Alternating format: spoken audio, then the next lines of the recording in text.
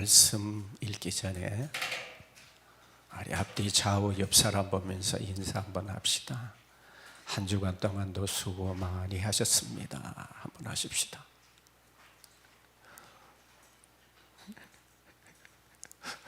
네.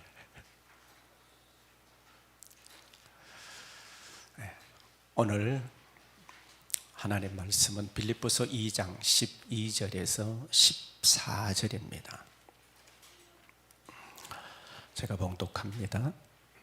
그러므로 나의 사랑하는 자들아, 너희가 나 있을 때뿐 아니라 더욱 지금 나 없을 때에도 항상 복종하여 두렵고 떨림으로 너희의 구원을 이루라.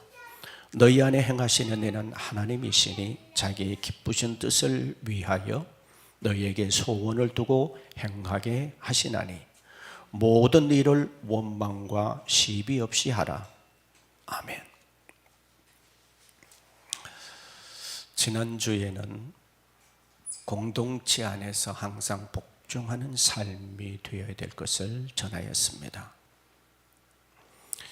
이 복종하는 삶은 명령형으로 되어져 있는 것이 아니라 부종, 과거형, 동사로서 과거에 너희들이 이렇게 항상 복종하고 살았으니까 그때를 되돌아보면서 다시 회복하기를 원하는 권면의 말씀으로 되어져 있습니다. 그런데 오늘 구원을 이루라, 너의 구원을 이루라, 이 말씀은 현재 진행형 시제로 되어져 있어요. 그래서 이것은 명령형으로 되어져 있습니다. 그래서 이 구원을 이루라는 말이 또 복수로 되어져 있어요. 단수 같으면 한 개인에게 주시는 말씀이지만 이 빌립보 교회에 구원을 이루라라고 하는 이 말은 복수로 되어져 있기 때문에 빌립보 교회 모든 성도들이 함께 구원을 이루어가라, 그런 말씀입니다. 그래서 구원을 이루어가는 삶이 한 번으로 끝나는 것이 아니라 지속적으로 계속적으로 진행되어져야 할 것을 말씀하고 있어요. 구원을 이루라 그러니까 우리가 쉽게 생각하면 구원 받았는데 뭐 또 구원 받아라고 말할 수 있죠. 그래서 구원은 두 가지 측면이 있다는 것을 말씀드립니다. 첫째는 구원이 사람의 노력으로나 선행으로나 수양이나 인간이 어떤 방법을 통해서 구원을 얻을 수 있는 길은 전혀 없다는 것이죠. 그래서 에베소서 2장 8절에 너희는 그 은혜를 위하여 믿음으로 말미암아 구원을 받았으니 이것은 너희에게서 난 것이 아니요 하나님의 선물이라. 그래서 구원은 오직 하나님의 선물로만 되어지는 것이라는 거죠. 두 번째로 생각할 것은 오늘 본문에서 구원을 이루라는 이 말씀은 성화 구원을 말하고 있습니다. 예수님을 믿음으로 구원은 받았지만 그 순간부터 우리의 신앙은 성화의 단계로 성장하고 자라가야 한다는 것이죠. 어린아이가 출생하면 무럭무럭 자라나야 되는 것처럼 우리의 신앙도 영적으로 거듭난 그리스도인들의 신앙도 끊임없이 자라가야 한다는 말이죠. 그래서 인격적으로도 바꾸어지고 새로워져야 한다는 것이죠. 그래서 빌립보서 1장 6절에서 사도 바울이 이렇게 말씀하고 있죠. 너희 속에 착한 일을 시작하신 이가 그리스도 예수의 날까지 이루실 줄을 우리가 확신하노라. 자, 보십시오. 너희 속에 착한 일을 시작하신 그때가 언제입니까? 우리가 구원 받았을 때죠. 그럼 구원받았던 그 구원이 온전하게 완전한 구원이 이루어지기까지 우리가 이 땅의 삶을 마치는 순간까지 우리의 신앙이 계속해서 성장되고 자라가야 될 것을 주님이 이루어 주실 것이다 라고 그렇게 말씀하고 있어요. 그런데 이 말씀은 빌립보 교회만 주시는 말씀 아니라 전 세계에 모든 그리스도인들에게 주신 말씀이고 오늘 이 시간 우리에게도 주시는 말씀이죠. 성경 말씀에 보면은 고린도 교회는 구원은 받았지만 영적으로 성장하지 못한 모습을 우리에게 보여주고 있어요. 고린도전서 3장 1절과 2절 말씀에 보면 형제들아 내가 신령한 자들을 대함과 같이 너에게 말할 수 없어서 육신에 속한 자 곧 그리스도 안에서 어린아이들을 대함과 같이 하노라. 내가 너희를 저주로 먹이고 밥으로 아니하였노니 이는 너희가 감당하지 못하였음거니와 지금도 못하고 있다. 그렇게 말해요. 다시 말하면 고린도 교회는 영적으로 성장하지 못해서 지금 어린아이 신앙, 미숙한 신앙 상태로 있어서 젖먹는 어린아이와 같다. 그렇게 말씀하고 있는 거죠. 그래서 신앙생활은요 정체되거나 우리의 신앙이 멈추어서는 안 된다는 것이죠. 우리가 자동차를 타고 가다가 보면 갑자기 정체가 딱 되는 경우가 있죠. 차가 꼼짝도 하지 않고 진행되지 못하는 때가 있어요. 이렇게 정체되어지면 차를 몰고 가다가 얼마나 답답합니까? 또 얼마나 조급한 마음이 들겠어요. 빨리 가야 되는데 못 가게 될 때는 참 마음이 참 불편하게 되죠. 어쩌면 우리의 신앙생활도 정체되고 침체되어지게 되면 짜증이 생기고 답답하게 되고 불평하게 되어진다는 것이죠. 그래서 신앙이 성장하지 못하게 되면 본인만이 답답한 것이 아니라 그 모습을 바라보는 주위의 사람도 답답해질 수밖에 없는 것이죠.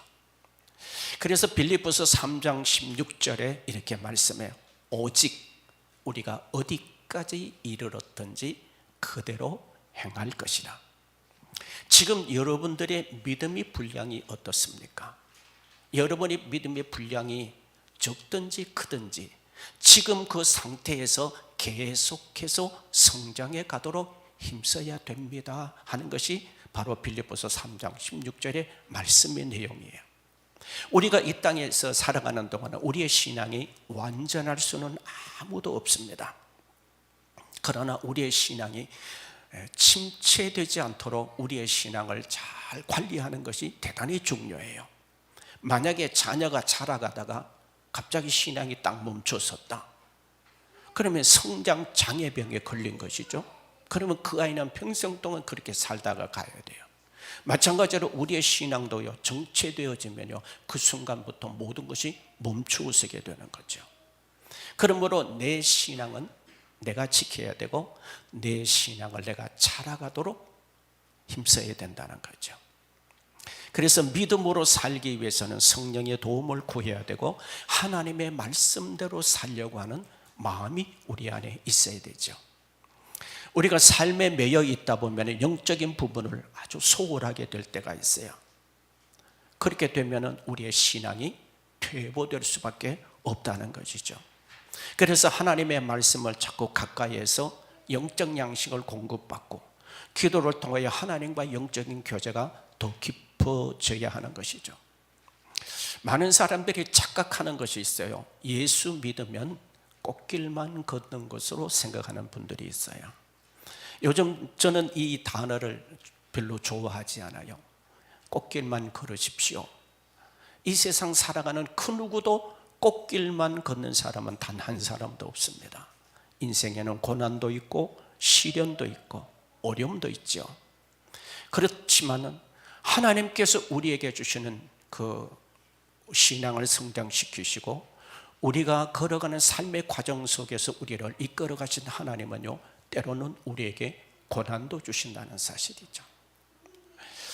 요셉을 바라보면요 요셉은 형들로부터 버림을 받았어요. 형들로부터 죽음의 위협도 겪게 되어졌어요. 뿐만 아니라 그의 노예 생활로 그의 인생 밑바닥에 내려갔지만 또 그리고 조금 나을만 하니까 유혹도 받았습니다. 그런데 그의 마음속에는 항상 무엇이 있었습니까? 하나님을 의식하는 마음이 있었다는 거죠. 언제나 하나님을 바라보았고 그래서 하나님은 요셉과 함께하여 주셨습니다. 그리고 그 모든 시련과 훈련의 과정이 끝나고 나니까 하나님이 그를 높이 세워 주셨습니다. 우리가 신앙생활 한다고 우리에게 욕심이 생기지 않습니까? 우리가 신앙생활을 한다고 우리가 출세하고 싶은 마음이 사라집니까? 결코 그렇지 않다는 거죠. 우리의 마음속에는 끊임없는 환난과 유혹에 찾아오게 되어지는 것이죠.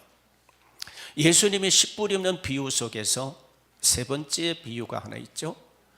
씨를 뿌렸는데 가시떨기에 떨어졌다.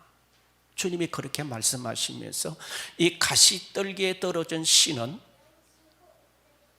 잘 자라지 못하다가 그만 멈추어 서게 된다고 말씀하세요. 이 비유가 뭔가 하면요, 하나님의 말씀을 듣지만 세상의 염려와 재물의 유혹 때문에 신앙생활이 되지 않는다는 얘기죠. 신앙생활이 그렇잖아요. 하나님의 말씀을 우리가 듣지만 우리 마음속에 염려가 찾아오게 되면 신앙생활이 성장이 안 돼요. 우리가 이 세상에 살면서 얼마나 염려거리가 많습니까? 직장에 대한 염려도 있을 것이고 사업에 대한 염려도 우리가 끊이지 않을 거예요. 때로는 자녀에 대한 염려도 끊이지 않고 때로는 건강에 대한 염려도 우리에게 있습니다.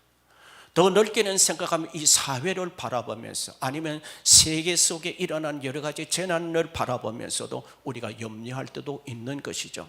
그래서 우리가 이 땅에 살아가는 동안에 염려라고 하는 것은 우리에게서 떠날 날이 없는 삶이죠. 그것이 뭔가 하면 바로 우리들의 신앙을 멈추어 서게 한다는 거예요. 때로는 돈 걱정 우리에게 있잖아요. 그 염려에 빠지게 되면 영적인 힘을 잃어버리게 되는 것이죠.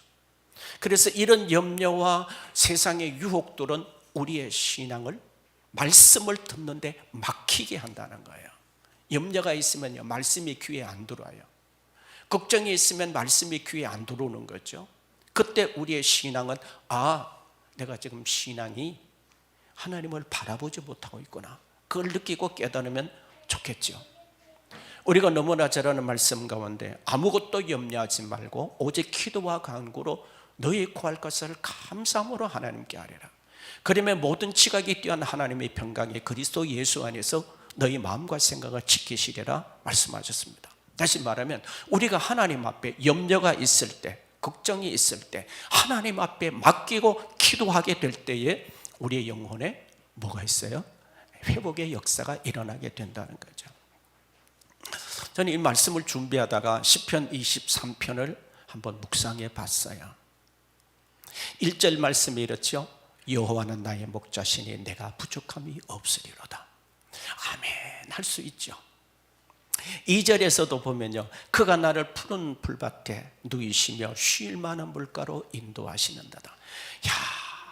이걸 딱 우리가 감상하고 우리가 느끼게 되면 초원이 쫙 깔려있고 쉴 만한 물가가 있어야 절절절 흐르는 물가가 있어요. 그거 생각하면 아멘이 안 나올 수가 없죠. 3절에도 보면요, 내 영혼을 소생시키시고 자기 이름을 위하여 의의 길로 인도하시는도다. 하나님이 나를 의의 길로 인도하시고 내 영혼을 소생시키시는 분, 할렐루야 아멘 할 수 있죠. 그런데 4절에 딱 들어가면 아멘이 안 될 수 있는 거예요. 여러분 4절 아시죠? 내가 사망의 음침한 골짜기로 다닐지라도. 여기는 아멘할 사람이 그렇게 많지 않을 거예요. 아마 대부분의 사람들이 여기에서는 아멘하기가 어려울 거예요. 사망의 음침한 골짜기는 뭐를 비유합니까?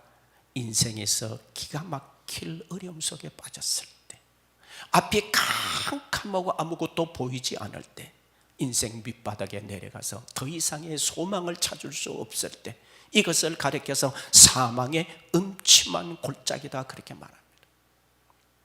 왜 이 시편이 가장 아름다운 시라고 말하지만 4절에 와서는 왜 이런 말이 있을까요? 그런데요, 4절 후반절에 가면 다윗이 이렇게 하나님을 찬양해요. 해를 두려워하지 않을 것은 주께서 나와 함께 하심이라. 주의 지팡이와 막대기가 나를 안위하시나이다. 그렇게 고백해요. 죽음 같은 고통, 사망의 음침한 골짜기가 내게 있을지라도 주님이 나와 함께 하신다면, 주님이 나를 건져주시고 주님이 나를 보호해 주시고 주님은 나를 안위하여 주시는 분이시다. 그렇게 믿음으로 고백하고 찬양하고 있는 거죠. 오늘 우리 인생 속에서도 마찬가지입니다. 어려움이 찾아왔을 때 절망하고 낭망하고 좌절할 것이 아니라 주의 지팡이와 막대기로 나를 건져주실 것으로 믿는 믿음, 하나님이 나에게 진정한 위로와 평안을 주실 그분, 나와 함께 하실 그분을 바라보게 될 때에 우리는 그 절망 가운데서도 승리할 수 있다는 것이죠. 신앙생활은 언제나 꽃길만이 있는 것이 아니라 때로는 우리 인생 속에 하나님의 주시는 가시밭길도 있다는 사실을 우리는 때로는 기억해야 한다는 것이죠. 사실 우리가 처음 은혜 받았을 때 하늘의 기쁨을 맛봤잖아요. 내 영혼 속에 하나님의 주시는 기쁨이 막 터져나와서 기뻐하며 찬양했던 그때 우리들이 있었잖아요. 그러나 삶은 다르죠. 우리의 삶은 우리를 힘들게 할 수 있고 위험한 요소가 있고 마치 지뢰밭을 지나가는 것처럼 죄가 우리들을 머물게 한 역사도 있게 되는 것이죠. 그래서 우리의 신앙은요, 한 걸음 한 걸음 주의 말씀대로 살지 않으면 죄의 지뢰를 밟아 터질 수 있다는 사실을 우리에게 보여주고 있는 것이죠. 그래서 구원을 이룬다고 하는 것은요, 내 개인의 신앙도 끊임없이 성장되어 가야 되지만 우리 교회 공동체 모두가 함께 성장하는 것이 바람직하고 그것이 주님이 원하시라는 것입니다. 그래서 구원은 첫째 우리가 생각이 돼서 내가 구원받았으니까 내 믿음도 날마다 자라가야 한다는 것을 생각해야 되는 거죠. 두 번째로 말씀드리고 싶은 것은 구원을 이루는데 우리가 가져야 할 태도가 무엇인가에 대해서 본문이 말씀합니다. 12절 하반절에 이렇게 말씀하죠. 두려움과 떨림으로 구원을 이루라. 우리의 태도가 진정 내 구원이 이루어지기를 원한다면 어떤 마음을 가져야 된다고요? 두려움과 떨리는 마음을 가져야 된다는 거예요. 이 말씀 잘 들으셔야 돼요. 그러면 두려움과 떨리다는 말의 의미는 뭡니까? 진실로 하나님을 경외하게 될 때 우리 안에 두려움이 있다는 거예요. 진실로 하나님을 경외하고 하나님을 높이고 하나님이 어떤 분이신가를 알고 내 존재가 어떤 사람인지를 알게 되어지면요, 하나님 앞에 두려움과 떨림으로 설 수밖에 없다는 거죠. 우리가 하나님 앞에, 전능하신 하나님 앞에 선다고 하는 것은 두려운 일입니다. 왜?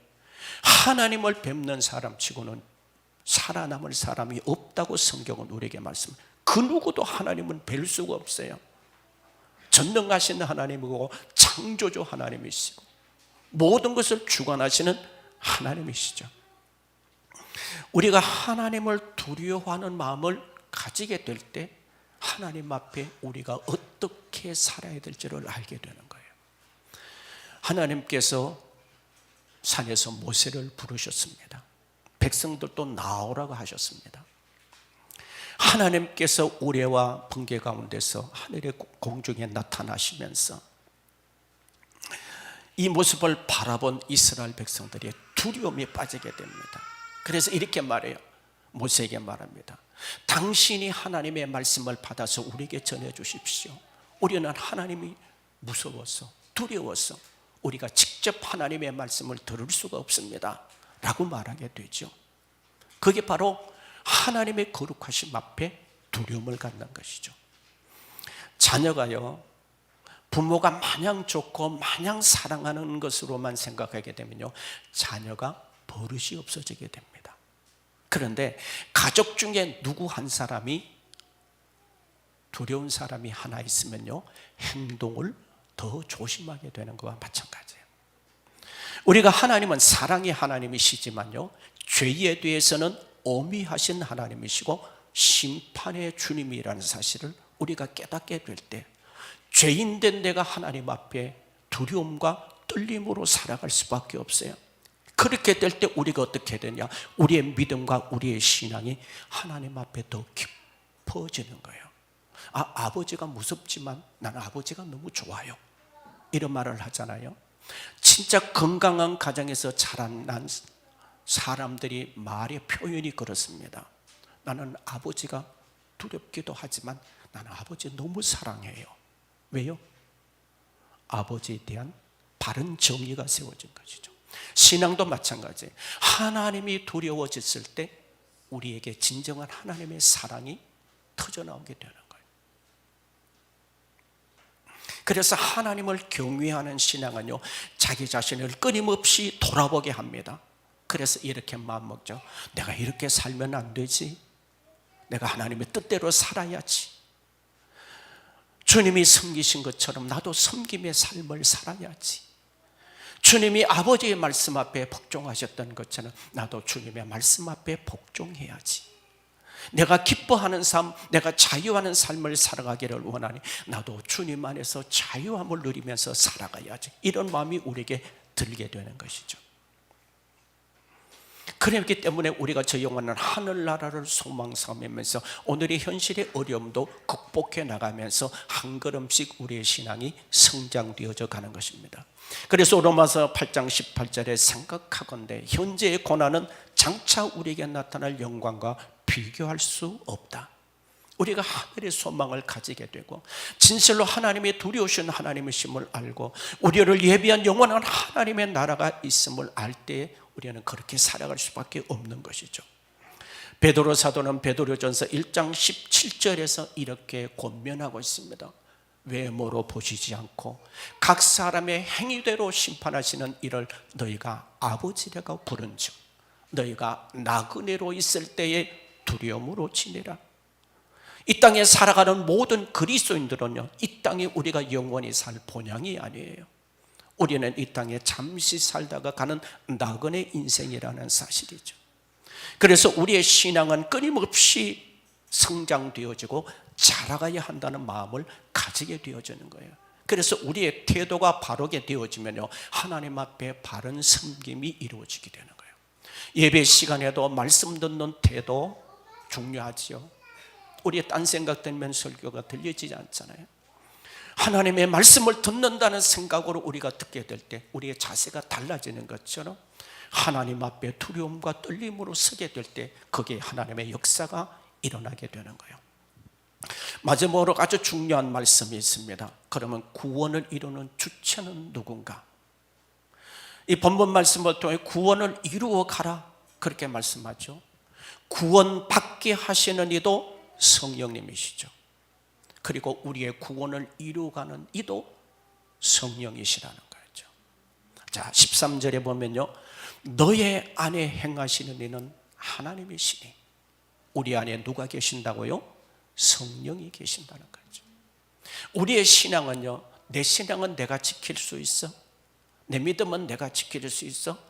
굉장히 착각하는 말이에요. 제가 어려움을 겪을 때 어떤 분이 그랬죠. 목사님이 안 계셔도 우리는 교회를 부흥시키고 잘할 수 있어요. 굉장히 무서운 말을 제가 들었어요. 그게 무슨 말인지도 모르고 하는 거죠. 인간의 노력과 인간의 힘으로 교회를 부흥시킬 수 있다? 불가능합니다. 내 신앙과 내 믿음 내가 지킬 수 있다? 교만한 말입니다. 오만한 말입니다. 하나님이 주시는 말이 아닙니다. 교회 다니면 무조건 내 신앙에 잘할 것으로 생각하지만 그렇지 않다는 사실이죠. 사람이요, 건강하기 위해서는 운동도 하고 밥도 잘 먹고 관리를 잘하면 건강할 수 있죠. 그러나 영적 관리는 내 힘으로만 되는 것이 아니라는 것이죠. 내 의지는 언제나 무너질 수 있고 내 감정은 언제나 흔들릴 수 있다는 사실을 깨달아야 하는 거죠. 우리가 너무나 잘 아는 겟세마네 동산에서 예수님이 제자를 데리고 올라가셔서 기도하신, 그리고 예수님께서 겟세마네 동산에서 베드로에게 이렇게 말씀합니다. 네가 오늘 달려들기 전에 나를 3번 부인하게 되리라. 주님의 말씀을 들은 이 베드로가야 큰 소리로 말했을 겁니다. 자신 있게 말했을 것입니다. 다 주님을 버릴지라도 나는 절대로 버리지 않겠습니다. 베드로는 강력한 의지를 가졌고 그리고 주님을 사랑하는 감정으로 그는 표현했을 것입니다. 그러나 주님의 말씀대로 3번이나 부인하고 말았던 것이죠. 베드로의 의지는 무너져 버리고 말았습니다. 베드로의 감정도 다 무너져 버리고 말았습니다. 베드로의 믿음 자체도 무너져 버리고 말았던 거예요. 나 예수님 몰라요. 저주하며 예수님을 부인하게 되어졌던 것이죠. 그런데 베드로가 언제 변화됩니까? 오순절 마가의 다락방에 성령이 임하시게 되고 성령 충만 받은 베드로는 완전히 달라졌습니다. 그때 진짜 구원의 은혜를 경험한 것이고 성령이 그 안에 내주함으로 인하여서 그는 강하고 담대해졌습니다. 예수 그리스도를 전하기 위해서 복음을 전하러 갔다가 그들이 붙잡혀서 협박을 당합니다. 다시는 예수 전하지 말라고, 다시는 예수 그리스도에 대해서 말하지 말라고 협박합니다. 공갈칩니다. 그럴 때 사도행전 4장 19절에서 20절 이렇게 말합니다. 베드로 요한이 대답하여 이르되 하나님 앞에서 너의 말을 듣는 것이 하나님의 말씀을 듣는가 그것보다도 옳은가 판단해라. 우리는 보고 들은 것을 말하지 아니할 수 없다. 왜 이렇게 담대하게 되어졌습니까? 왜 죽음도 두려워하지 않고 협박도 두려워하지 않습니까? 왜 사람을 겁내지 않습니까? 그 이유는 한 가지입니다. 그 안에 예수 그리스도가 계시기 때문이죠. 성령이 그 안에 계시기 때문이에요. 그래서 오늘 본문에서 말씀합니다. 너희 안에 계시는 이는 하나님의 영이다. 하나님이시다. 이 말씀에 의하면 성령이 우리 안에 계시다는 얘기예요. 예수님이 우리 안에 계시다는 얘기입니다. 우리가 신앙생활에서 가장 중요한 게 뭡니까? 주님이 내 안에 계신다는 고백. 할렐루야. 이 믿음이 우리 안에 있을 때 흔들리지 않는 거예요. 그래서 구원을 주시니까 하나님의 선물로만 통해서 구원받는 것처럼 우리의 믿음이 구원을 이루어가는 성장 역시도 성령이 함께 해야 된다는 거죠. 성령님을 의지하지 않고는 우리의 믿음은요 그냥 무너질 수 있다는 거예요. 내가 뭐 내 믿음 지킨다고요? 착각하지 마세요. 내 믿음 내가 절대 지킬 수 없어요. 하나님께서 내게 믿음을 주시니까 지키는 것이고 성령님이 나를 붙잡아 주시니까 지킬 수 있는 거예요. 오늘 말씀을 받는 빌립보 교회 성도들은 어땠습니까? 그들 안에 성령이 계셨어요. 오늘 이 자리에 설교 듣고 영상으로 이 설교를 듣는 여러분 안에도 성령이 계심을 믿으십니까? 진짜 그분이 내 안에 계심을 믿으십니까? 그분이 뭘 하신다고요? 구원을 이루어가게 하신다는 거예요. 내 믿음을 성장시키시는 분도 성령님이에요. 그러니까 우리가 그분 앞에 맡기는 것이 중요해요. 컴퓨터가 고장나면요 설교를 준비하다든지 하다가 보면 갑자기 컴퓨터가 딱 나갈 때가 있어요. 그래 막 마음이 조급해집니다. 그래서 바로 이제 컴퓨터를 들고 가서 이제 고쳐달라고 하죠. 가지고 와서 다시 사용할 수 있어요. 우리의 신앙도 마찬가지입니다. 때로는 우리가요 실수할 때도 있죠. 때로는 주님의 뜻을 거스를 때도 있죠. 이것을 우리가 다시 회복할 수 있도록 도우시는 분도 성령이시라는 사실이에요. 그래서 우리 마음속에 잘못된 것을 깨닫게 하게 하시고 그리고 회복하도록 도와주세요. 때로는 우리가 지쳐있고 힘들어할 때 주의 영이 우리 안에서 위로해 주시는 분이시죠. 고린도후서 1장에서 하나님은 위로의 하나님이시다. 그 위로의 하나님으로부터 위로받을 때 우리가 또한 다른 사람을 위로할 수 있게 되어지는 것이죠. 그리고 이 성령은 보혜사라고 하셔서 우리를 보호하시고 도우시는 분이라는 사실이죠. 우리의 육신은 어떻습니까? 쉬고 싶습니다. 때로는 놀고 싶습니다. 때로는 내 육신은 편하고 싶습니다. 더 자고 싶고 여유 있는 시간을 가지고 싶고 관광도 하고 싶습니다. 그러나 우리의 육신은요 영적인 생활로 기도한다고 하는 것은 부담스러워져요. 하나님의 말씀을 듣는 것도 때로는 부담스러워지고 타인을 위해서 헌신하고 섬긴다고 하는 것도 우리는 때로는 부담스럽게 느껴집니다. 그런데 누가 우리 안에서 역사해 주시는가? 성경 말씀에 이렇게 말씀하죠. 너희 안에 계시는 분이 하나님이시다. 너희 안에 계신 분이 하나님이시다. 13절에 너희 안에 행하시는 이는 하나님이시다. 우리 안에 계시는 그 성령님이 우리 안에게 좋은 마음을 주신다는 거죠. 선한 마음을 주신다는 거예요. 그래서 우리가 고통을 받거나 어려움을 겪는 사람을 바라보면 내 마음속에 긍휼의 마음이 생겨요. 그래서 내가 돕고 싶은 마음이 생기는 거예요. 주고 싶은 마음이 생기는 거예요. 이게 누가 주시는 마음이요?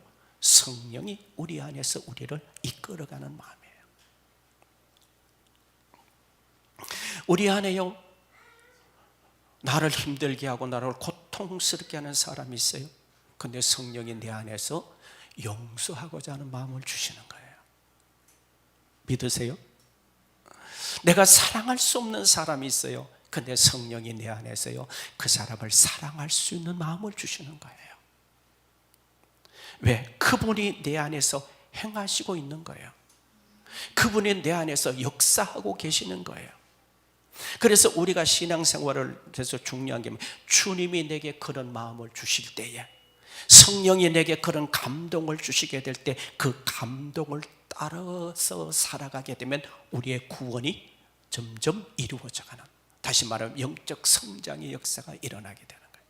이 성령의 역사를 따르지 않으면 우리의 영적 성장도 없다고 봐야 돼요. 의지로 가지고는 되는 게 아니에요.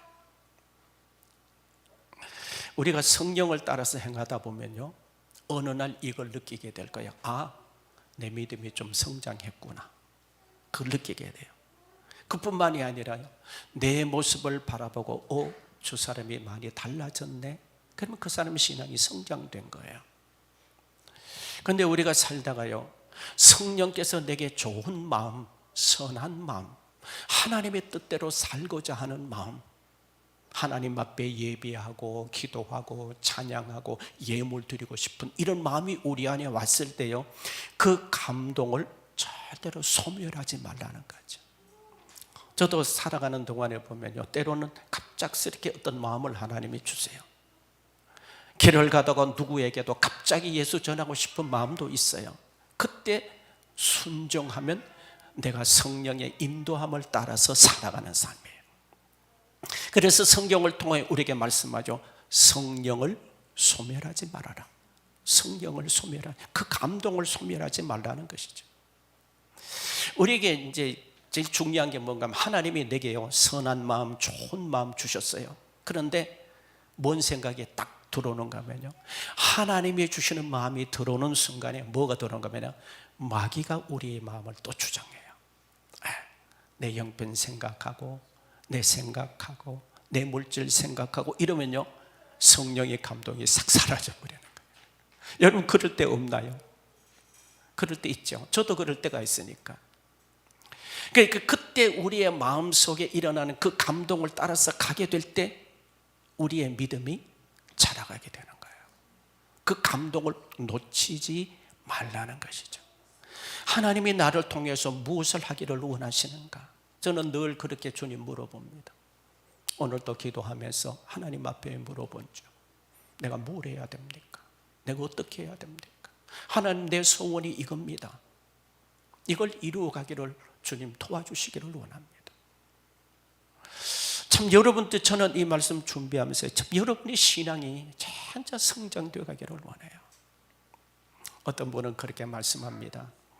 설교를 통하여 사람은 쉽게 변하지 않는다라고 하기도 합니다.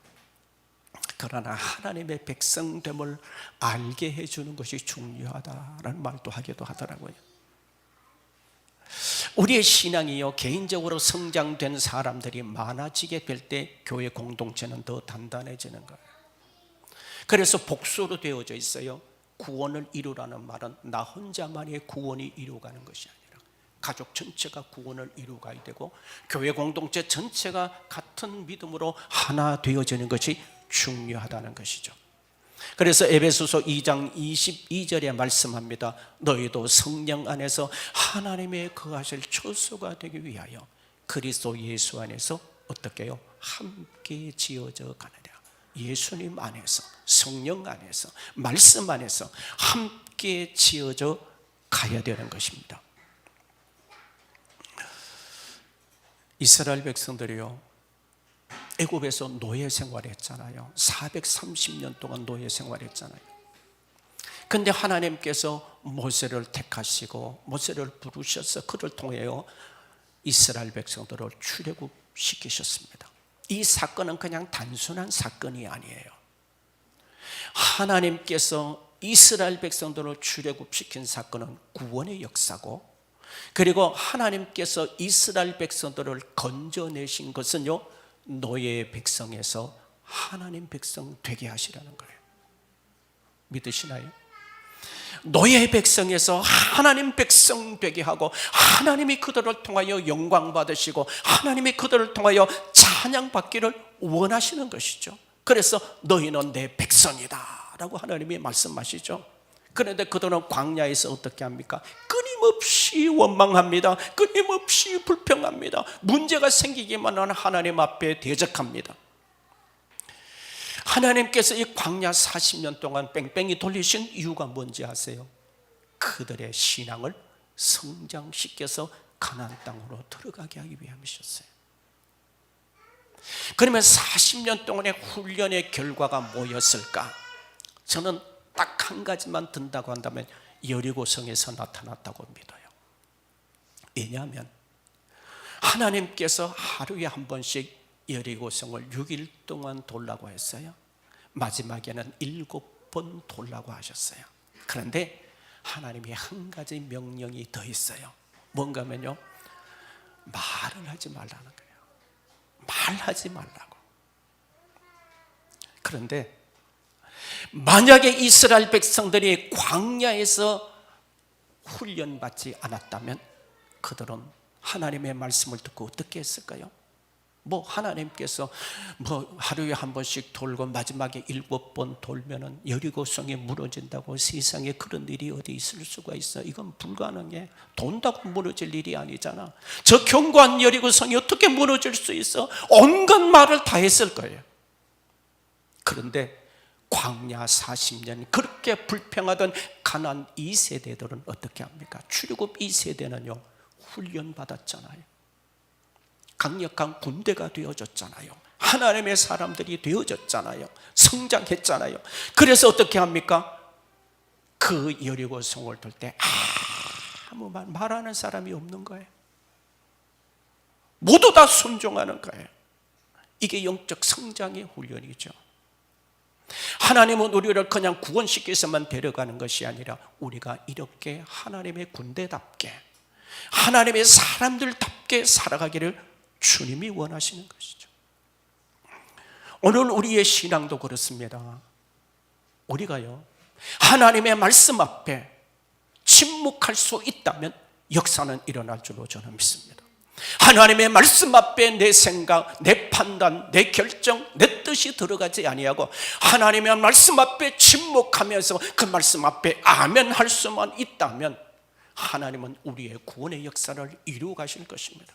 성장시켜 주실 것이고, 끊임없이 성령이 우리 안에서, 하나님의 말씀이 우리 안에도 되살아나 그 말씀대로 살아가도록 역사해 주실 줄로 믿습니다.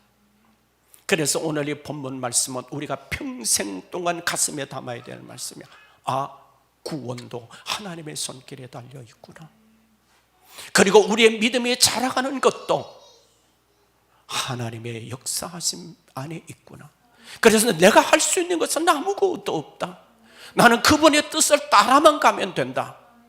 어떻게? 두려움과 떨림으로. 사랑의 하나님만이 아니라 두려우신 하나님, 심판의 하나님이심, 죄에 대해서는 엄히하신 하나님, 화살을 당겨서 하나님이 쏘시려고 기다리시는 하나님이라고 말씀하잖아요. 죄에 대해서는 하나님이 용서가 없는 거죠.